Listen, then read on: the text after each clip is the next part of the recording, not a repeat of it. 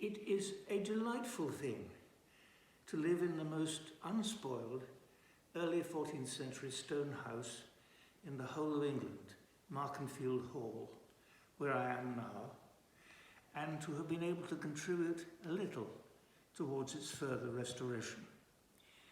It is the third house, certainly the second house on the site. I better start that sentence again. It was built in 1310, and it was certainly the second house on the site, and quite possibly the third. It's had a checkered history, one way or another, sometimes grandeur, sometimes semi-ruinous, but it's always kept this wonderful, calm majesty about it, which in many ways reflects Fountains Abbey, just 3 miles over the hill behind me. It has been in a poor state at various times, but the restoration in the modern sense of having proper electricity and running water and so on was started by my wife, Lady Deirdre Curteis, and her then husband, Lord Grantley, in 1980. Lord Grantley died Lord Grantley died in the 1980s. I came along a few years later and was able to take up some of the threads that they had so wonderfully started. Perhaps my biggest contribution with my wife is the restoration of the Great Hall, where I am now. It's a big room and with lovely 14th century windows. It was then very bleak when we started. That was about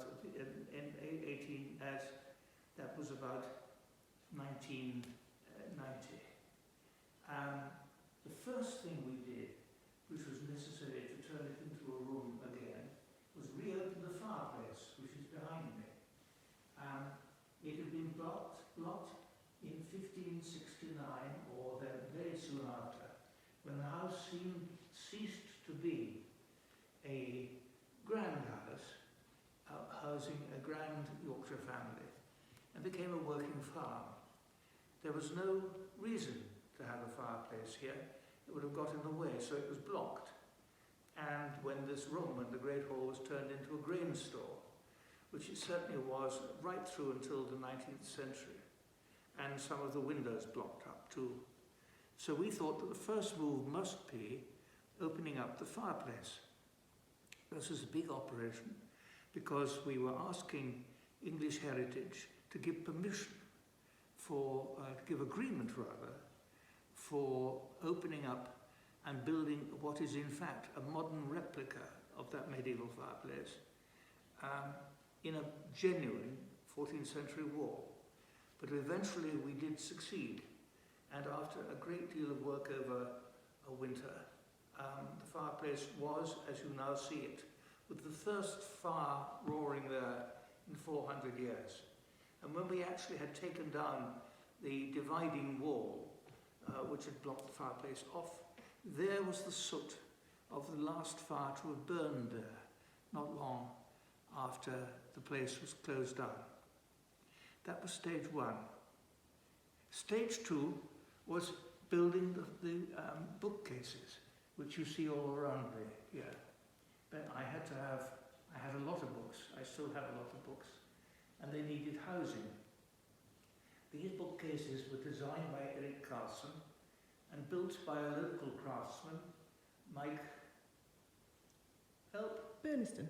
Built by a local craftsman, Mike Burnison, and they are all of English oak, which looks so right. It would be very wrong to do anything in this place which was not of English oak, preferably oak from the estate, which this wood may well have come from, if not very close by. Then they were putting in things like lighting, opening up semi-blocked windows and semi-blocked window seats and so on, to turn it into a proper used room again. And when we are open to the public, which we cannot be at the moment because of the pandemic, the remark we like most of all in the visitors book, which we leave downstairs asking for comments, is that this is a lived-in house, not a museum. And I have seen people come up the staircase there who have not been here before and gasp when they get to the top of the stairs over there and see this great space for the first time, because it is a handsome room again, and it is most unexpected to find such a room, having come up a 1 mile track, which is really a farm track, and to discover this gem in the middle of the Yorkshire countryside. People appreciate it so much, and they do love the fact that it's a family house. And when you come here, as I hope you will see for yourself how much it is actually lived in. It's not a museum piece. Some historic houses, for reasons of ownership and many other practical reasons, have to stay more or less as an exhibit. But this is not. This is somewhere which is full of life, Wellington boots, family clutter, sometimes grandchildren running up and down the stairs and so on.